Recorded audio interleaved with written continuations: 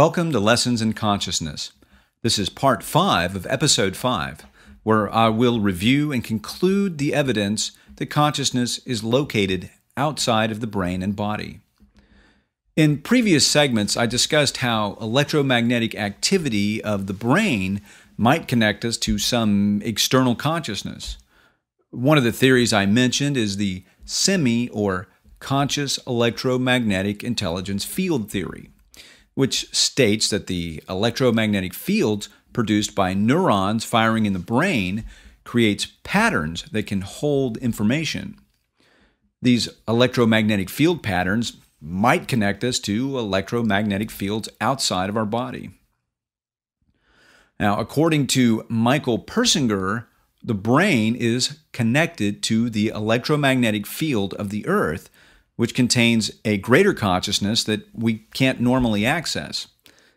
Limitations are supposedly being placed on us by something called binding factor, which is essentially the constant brainwave activity that we have that unites our sensory experience into one single experience. In later segments of episode 5, I address the quantum mind theory that states that the vibration of quantum particles located inside microtubules in nerve tissue in the brain creates consciousness. I went on to conjecture that these quantum particles might just be connecting us to a larger mind outside of our brain. Well, especially since we know that quantum particles are not subject to the same rules of time and space as larger objects are. Now, I believe that all of these theories contain clues to the connection of the brain to an external consciousness. The fact that the brain can definitely be influenced by outside electromagnetic and ultrasound wave forces gives even more evidence that there's some type of connection between the brain and an external consciousness. Something called transcranial magnetic stimulation has been shown to effectively treat psychological disorders and also tinnitus, or ringing in the ears. Then there's circumcerebral magnetic stimulation, which has been found to alter brain waves and enhance the psychic ability of remote viewing. Now, supposedly, this is granting more access to a greater consciousness that might be located in the Earth's magnetic field. Speaking of which, changes in the Earth's geomagnetic field has been shown over and over again by science to affect human thought and behavior. And last but not least, extremely low frequency electromagnetic waves have been shown to alter brain waves, which has been linked to mind control, which I'll get into in later episodes. That's all I'm going to say about electromagnetics and ultrasound waves in this episode, but I will be referring back to some of these topics in the future as other subjects interconnect. Before I go, though, I also want to mention that certain paranormal events give credence to the idea that consciousness is located outside of the brain. Well, how about near-death experiences, or reincarnation, or psychic mediums talking to dead people? Of course, there are fraudulent people out there pretending to be psychic, but before we throw the baby out with the bathwater, it might behoove us to look at what science has to say about paranormal events. Well, for example, Julie Beschel and Gary Schwartz did a triple-blind study that showed that psychic mediums were indeed getting information from dead people. I'm going to explore all of these paranormal phenomenon in future episodes, so get ready for your mind to be blown, because some of the things that science says are true just might surprise you. And it might even make you rethink your view of reality and your place in it. So join me next time when I'll talk about out-of-body experiences. I'm Dr. Bruce King, and you've been watching Lessons in Consciousness. All right, everybody, welcome to the live portion of the show. The sound is working, so I'm going to cut a few things off, take my headphones off, and just review. And of course, you can ask questions and put them in the chat box there if you have any questions. But what I'm going to do is review a little bit about what I just talked about. I'm going to try to connect some of the dots up and go back over the electromagnetic connection of your consciousness with external reality, or even with the earth. Now, one of the most interesting things I think I talked about really in the last 4 episodes or segments of episode 5 was this circumcerebral magnetic stimulation device. Here, I'll throw it up on the screen. Let me find it. Here we go. Expand it a little bit here. Yeah, this is a pretty interesting little deal. Here, let me put it on. There we go. Yeah, this thing that goes around your head. This is the deal that was invented by Michael Persinger. And the brain is supposedly, he says, is connected to the electromagnetic field of the earth, which contains a greater consciousness that we can't normally access because of the binding factor of brain waves going from the front to the back of our brains, causing a unity of sensory experience. Now, remember the sizzling fajita dinner analogy I gave. In fact, let's take a look at that. Let me see if I can find that, because I mean that's essentially a good analogy. I'm going to go over that real quick, is because that really. Wait a minute, let me get to it here. Yeah. Here. Okay, I'm going to pull that up. Put that up there. There's. You know, when they bring this plate of sizzling fajitas out to you, your sensory organs or mechanism can smell it, see it, and of course when you eat it, you taste it.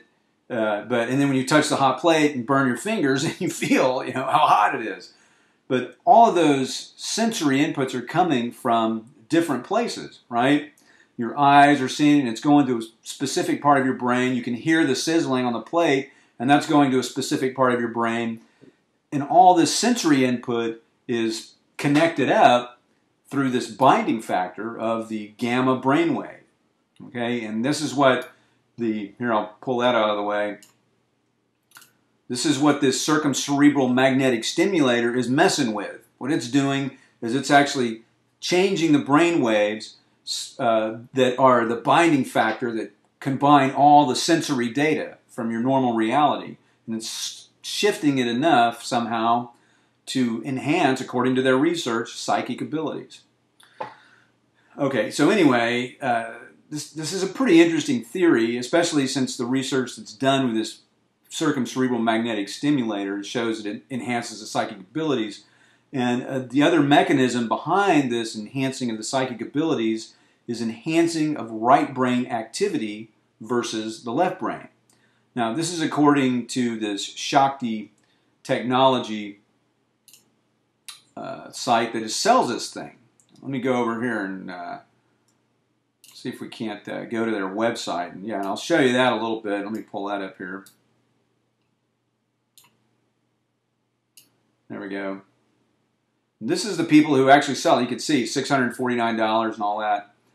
These are the people that actually sell this thing online. You could buy one. I don't own one, and I'm not endorsing this product by any stretch because I don't know. I mean, as far as I know, it works just fine. It is based on the Michael Persinger's research that he did at Laurentian University up in Canada.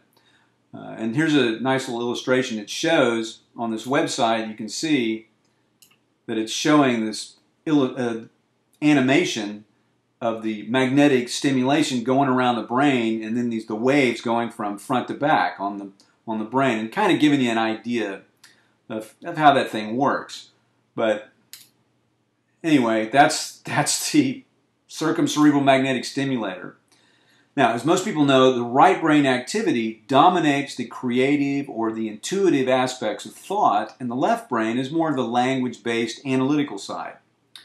Now, there's some evidence that mind chatter or self-dialogue comes from the left brain.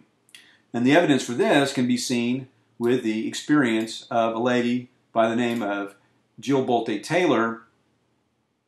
Here, I'll show you a picture of her. She actually wrote a book. She had a left brain stroke. She's a neuroscientist who had a left brain stroke.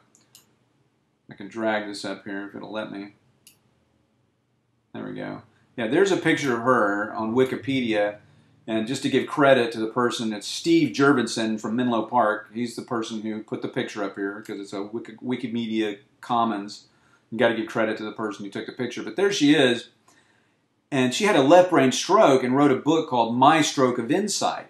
And what she describes is how her mind chatter or her self-dialogue stopped when she had her left brain stroke. And she felt like she was a part of everything. She had this real mystical experience. And if you want to hear about it, she does a TED Talk, TED, if you've ever heard of those. You can go online and do a search for this Jill Bolte Taylor TED Talk. Here, I'll show you I'll show you her name. Where is it? Yeah, there it is. You can see it now on the screen. Jill Bolte Taylor. Look her up. Very interesting, actually. She describes all this stuff and how she had this mystical experience when she had a left brain stroke. Well, this is also similar to what meditation does, too. It makes the mind chatter go away. The mystics that have become masters of meditation are said to attain what's called siddhis, or supernatural abilities.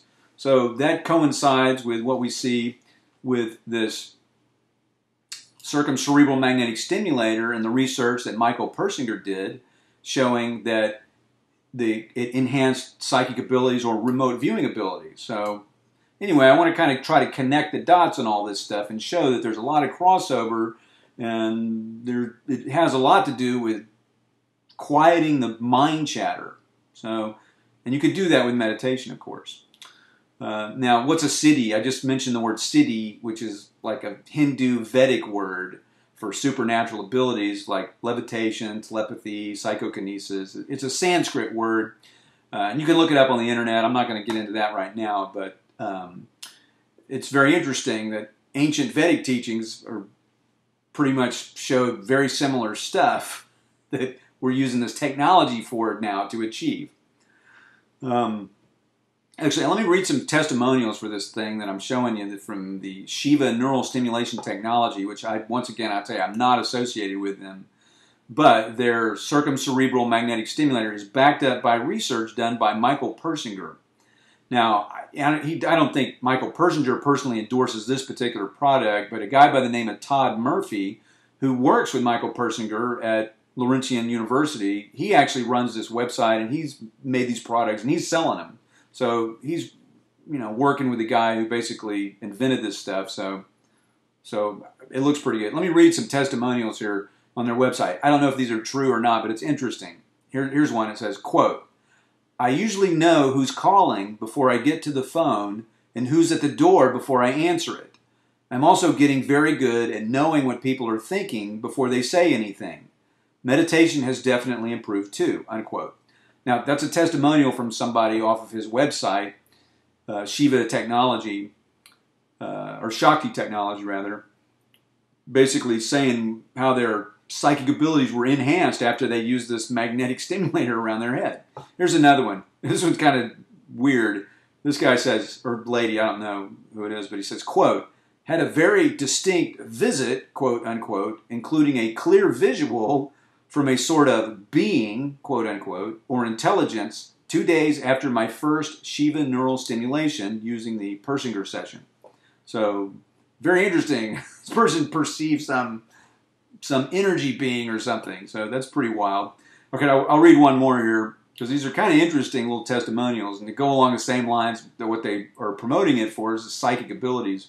And it goes along with the idea that there's something going on electromagnetically with our brain, and maybe what they're saying is true about consciousness being limited by binding factor with a larger external consciousness that may be the Earth's electromagnetic field. Here, I'll read this one. It says, quote, "I was meditating this PM, or evening time, taking a break from working at home, and after some time I was jolted out of my reverie with some strange imaging of my daughter who was away at college. The images faded quickly, but the impression was that she wasn't doing well in some way. She was stuck in the ice storm and trapped in her car. She is safe now. I knew she was under duress from my meditation." So there's somebody who had a clairvoyant or a psychic premonition or a ability to detect some distress or emotional duress in her daughter. And that's actually common too with a lot of psychic things. There's an emotional component, either strength of belief or a strong emotion attached to it. and I'll get into that in later episodes. But this stuff is reinforced by research done at this website called deepfocus.eu. It's actually in German, but the Shakti Technology has a website. Anyway, I don't want to get off on too much of this stuff, but it's kind of interesting to see what this technology can do for people. But and it's also interesting that it's related to meditation, since it seems to be the same effect that meditators get. It decreases the mind chatter. I'm going to go back to the big camera and take that off right now. Now, if you've read any Eckhart Tolle or Ramana Maharshi, you understand that mind chatter reinforces our mentally constructed ego identity. You know, maybe this is what's blocking our access to this greater consciousness that we really are.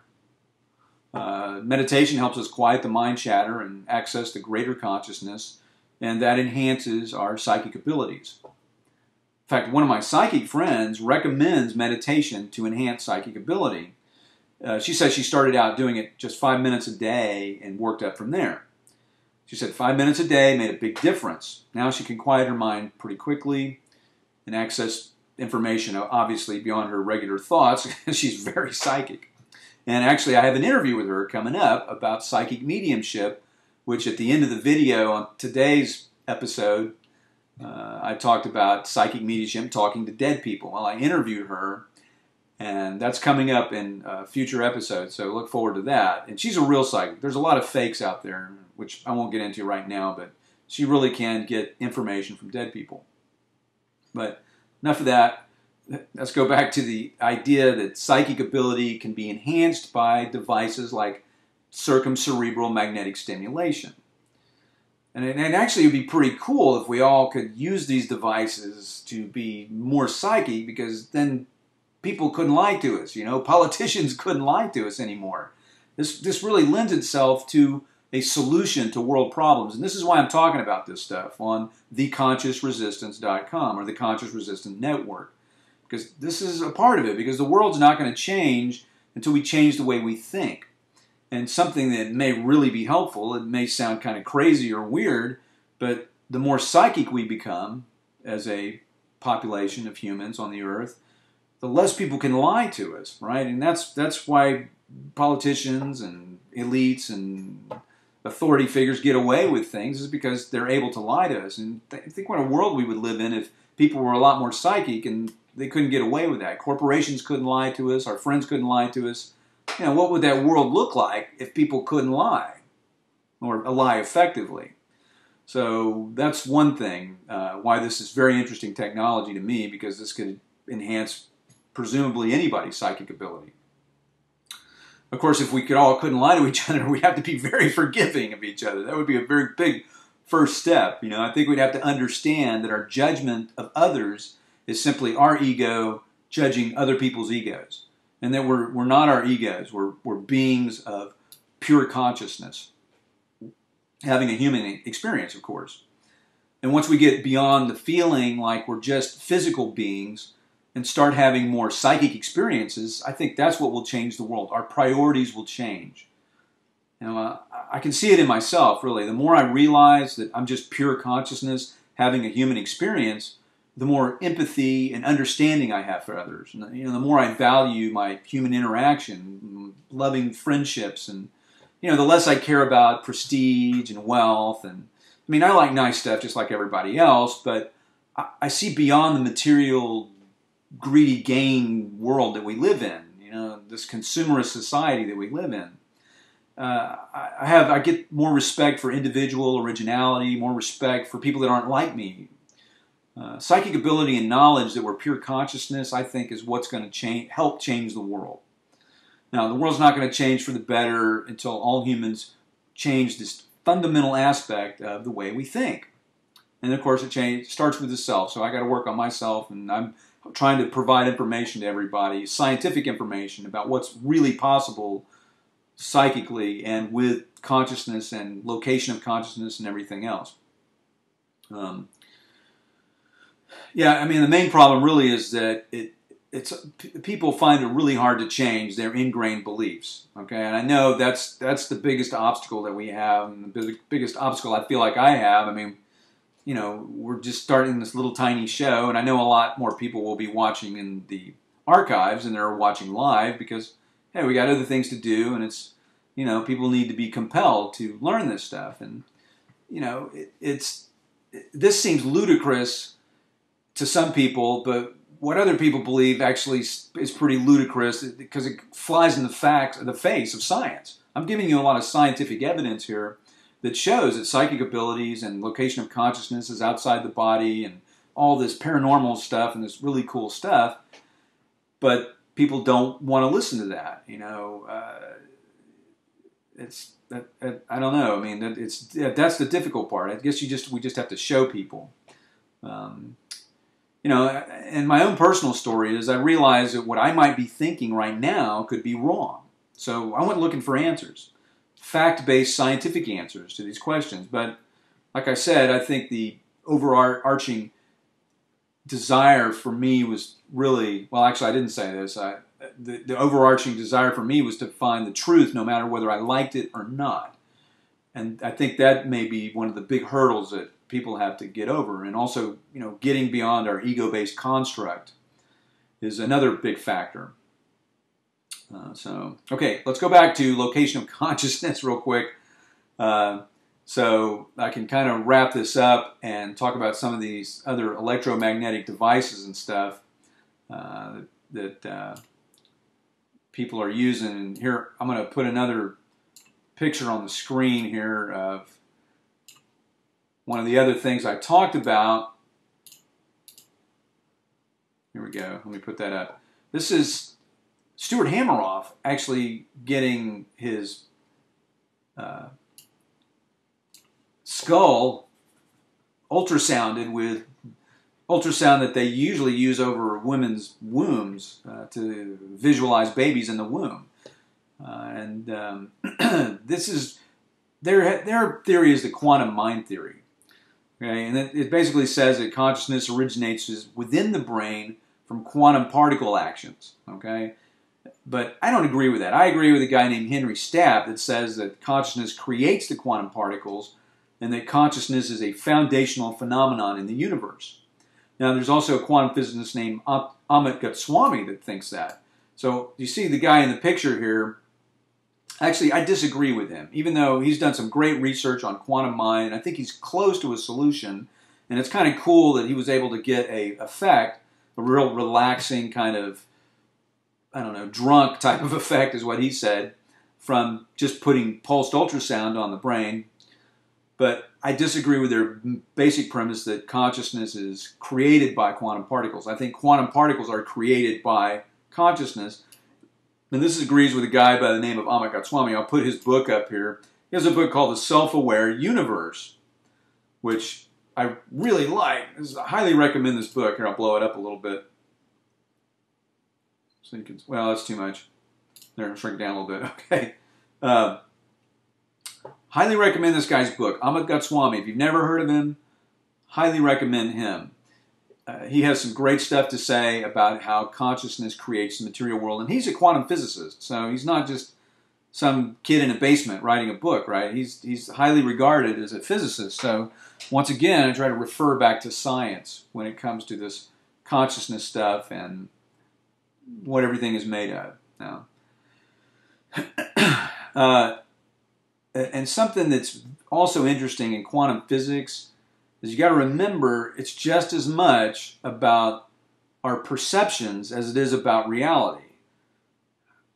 You know, because what we're perceiving about reality as opposed to the raw truth of reality is maybe different because we're limited, right? It's like an ant contemplating Chicago, you know, or the universe. We're limited, very limited in what we can understand as human beings.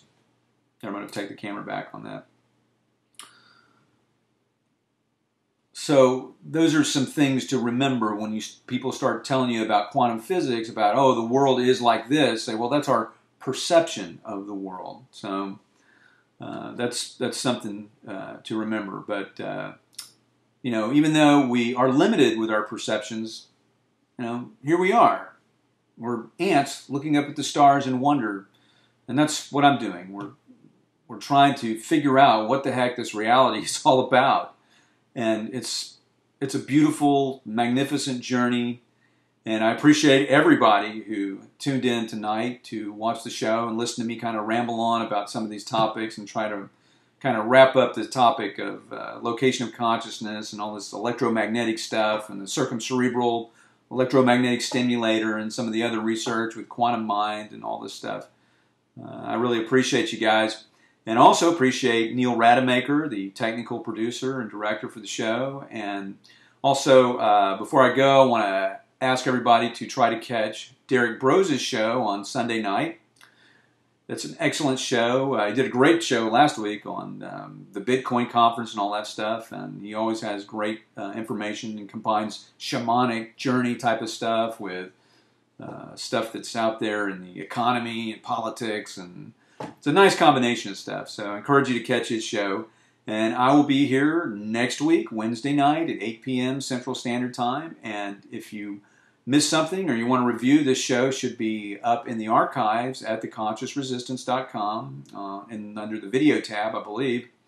Or you can tell your friends about the show and they can just go watch it in the archives, because I know a lot of people are busy or don't have time to watch the show, but I want to recommend that you go to the archives and also go to the Conscious Resistance Facebook page too if you want to, and like that, and you'll get updates on things that are going on.